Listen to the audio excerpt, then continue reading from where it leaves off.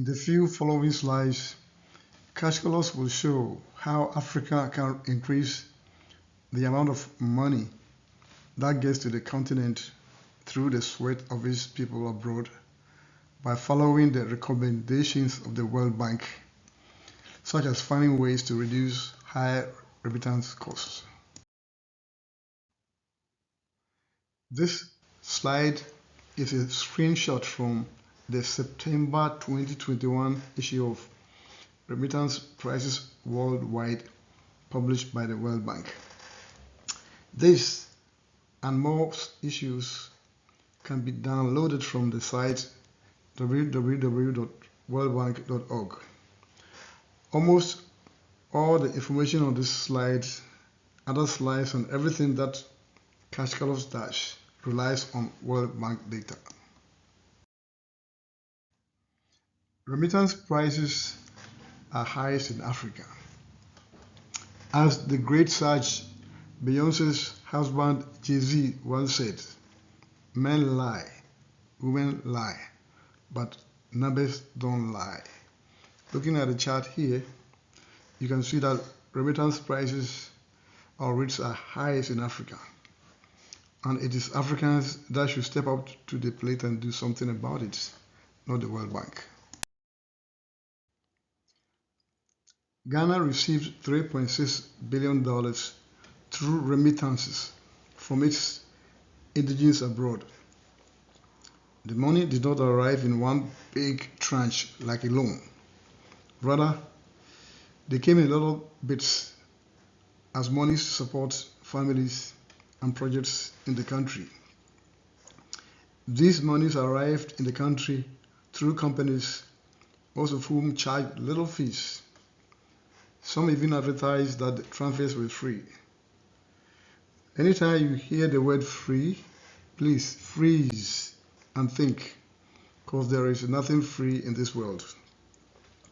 By a simple calculation of using 8% as a small remittance fee, the cost to transfer this $3.6 billion works out to be $313 million.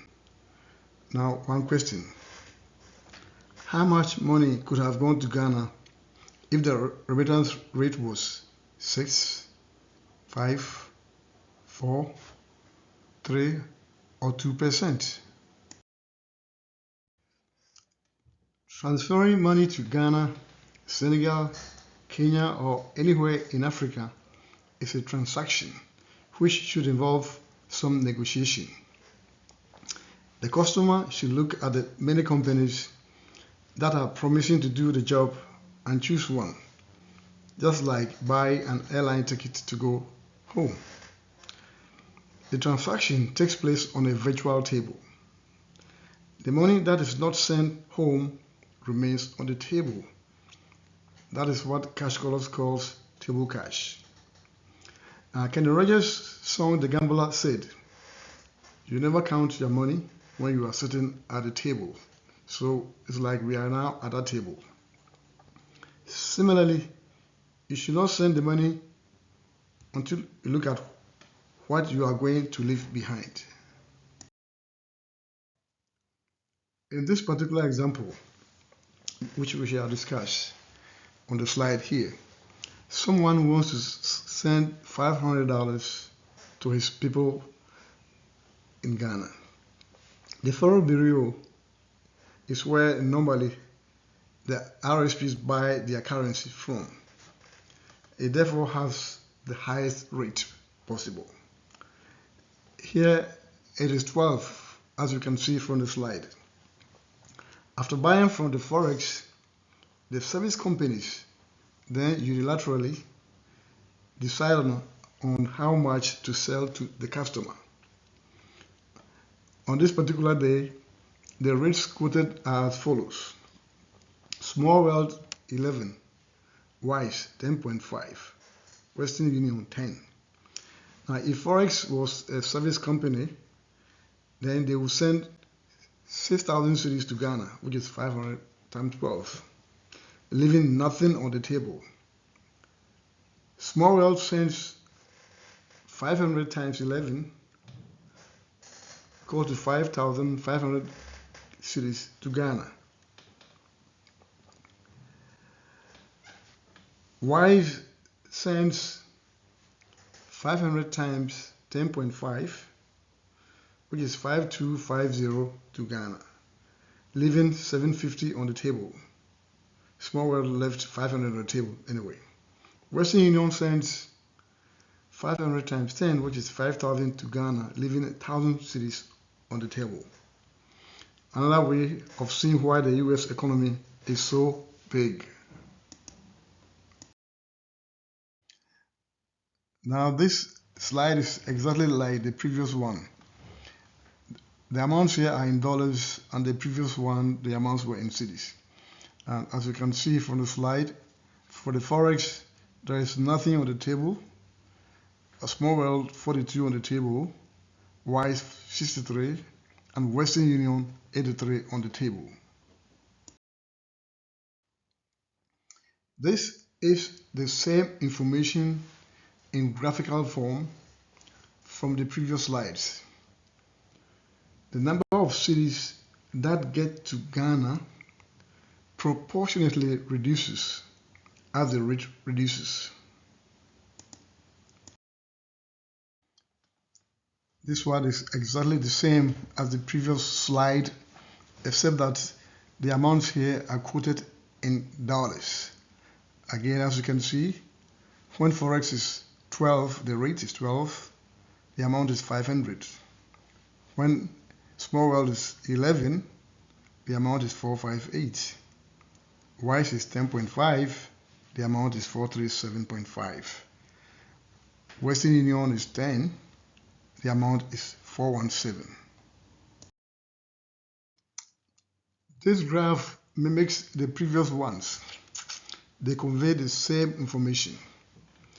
If Forex was a remittance company, 6,000 cedis will be sent to Ghana, leaving nothing on the table. That is, table cash will be zero. Small World sends 5,500 cedis, leaving 500 on the table in the US. Y sends 5250, leaving 750 on the table in the US. Western Union sends 5,000, leaving 1,000 on the table in the US. The emphasis is that money left in the US cannot impact the Ghana economy. This information is the same as the previous graph, except that this one, the values are in dollars. Many people send money home multiple times a year. From an ongoing survey, most send money home over 6 times a year. So it could be 7, 8, and as many as 10. The slides we looked at was for a single transaction by a single person. Single transaction by a single person. Generally, people do more than 6 transactions, as we saw in the previous slide. Also, the amount was only $500. In the table here, the row in blue horizontally is the number of Ghanaians resident abroad. The vertical column in blue is the number of individual transactions. For this example, we use a population of 400,000 Ghanaians abroad who do 6 transactions.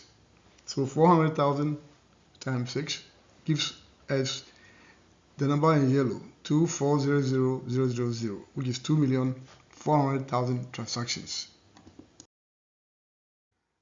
Now, if we use the Western Union table cash value of $83, the cumulative table cash then is 2,400,000 times 83, which is 199,200,000 in yellow below.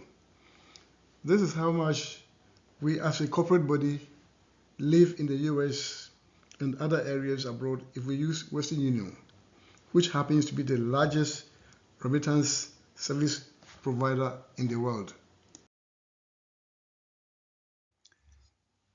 The slide above shows how big the remittance market is. The other regions rake huge amounts from the market. Africa gets good revenue from the market as well. Nevertheless, the quantum of money can be drastically increased with cash flows. In 2019, the size of the market globally was 700 billion. The necessity for cash flows to be adopted and supported by African governments and people is very clear.